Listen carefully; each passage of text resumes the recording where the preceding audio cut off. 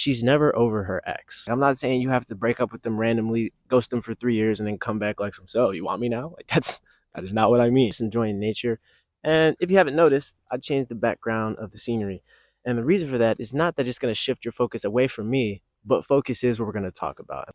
And basically, the gist of the movie, for those who haven't seen it but still need to understand the content of the video, Nikki is the head of an operation of thieves that basically do anything from random just pickpocketing, petty theft.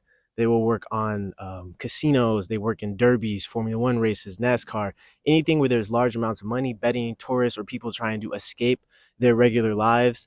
These people come and prey on them wanting to have a change or a difference in opportunity, shift their focus, sell them a dream, sell them a lie, and basically that's how they do what they do. While that is the premise of the movie, what I noticed actually is something that is super profound, and that is that she's never over her ex. What I'm going to talk about is why, if the girl that you're with or interested in has been through this emotional roller coaster, her ex is still on her mind. That guy that imprinted her is still on her mind. So we're going to go through in the movie the methods and the manipulation, the techniques, and the ways that Nikki takes his, I guess, apprentice, we'll call it, through this loop and roll associated with emotional roller coasters, and how 3 years later she still wants him. Nikki's having dinner in a restaurant, it's a very high-end restaurant, and this girl comes over and she's trying to escape this guy hitting on her at a bar, and she asks him to play her boyfriend. Now, what this first scene does, without just going through scene by scene for every bit of the movie, is this first scene, it adds a little bit of mystery and intrigue because he's playful, he's carefree, he's kind of going along with the flow. It's a game in a way, right? So it piques that curiosity, and also in her mind it says, he's different than most other guys, right? And then as he goes on throughout, they were trying to work a con on him associated with, they actually were trying to play Nikki in the movie, but he's a con man. So he noticed all the cues, and they're just like, and so she's so intrigued as to how does he know all this? How is he so good? Curiosity, right? So we go from interest, intrigue. Now we're on to curiosity. And from curiosity, his nonchalance approach and his almost denial, or saying, she's not good enough.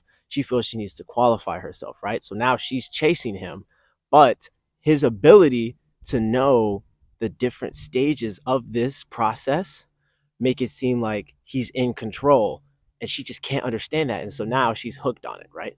And so she continues to follow him, and she sees the breadth of his operation, how expansive it is, how everything's put together, and she's attracted because he's a boss, everybody's listening to him, but he still keeps everything cool, calm, collected, and under control.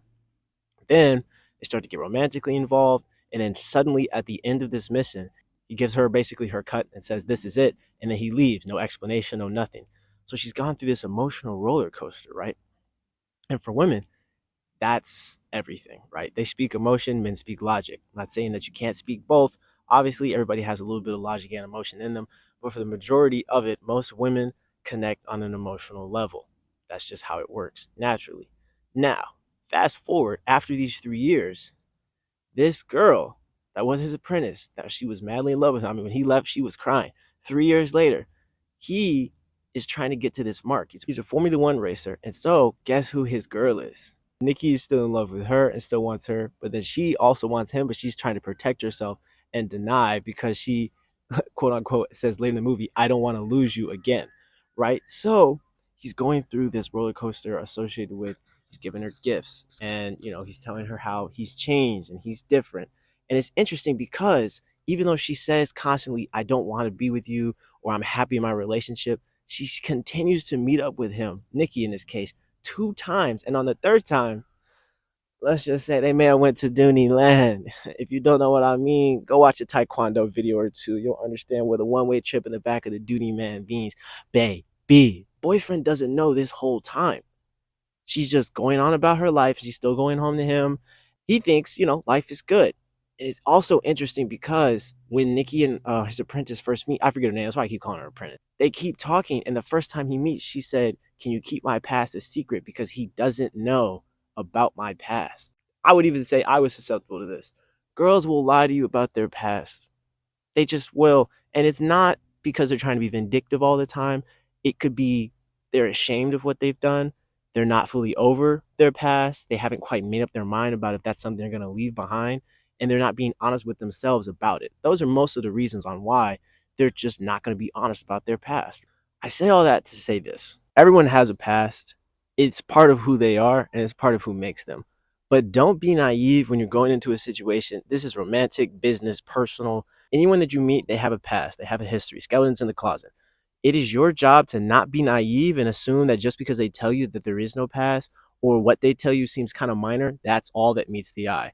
There's always a reason on why someone would want to hide their past or things that they're ashamed about or things that they haven't quite come to terms with. Oh, red pill rage, you got to be mad because, oh, she's lying to you about this. She's cheating on you behind your back. That may be true. That's not everyone. Everyone's past does play a role in who they are because that's part of their history.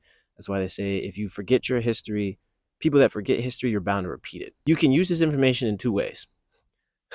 You could take the manipulative narcissistic route and you can just go around and leave emotional imprints and roller coasters in every single girl that you meet to the point where all these different girls, if you wanted to spin the block, you can, right? That's one route. Or if this is inherently what they want, how can I create that in my relationships that I am serious about, that I am taking, seriously? And that's the difference between the boys and the men. The boys see these manipulation tactics and like, oh, I can get all these different girls, I can have rotations and rosters, and that's cool. But the men say, okay, if this is what it takes to truly have a woman attracted to you, let me take some of these steps. Maybe not all of them. Like, I'm not saying you have to break up with them randomly, ghost them for 3 years, and then come back like some, so you want me now? Like, that is not what I mean.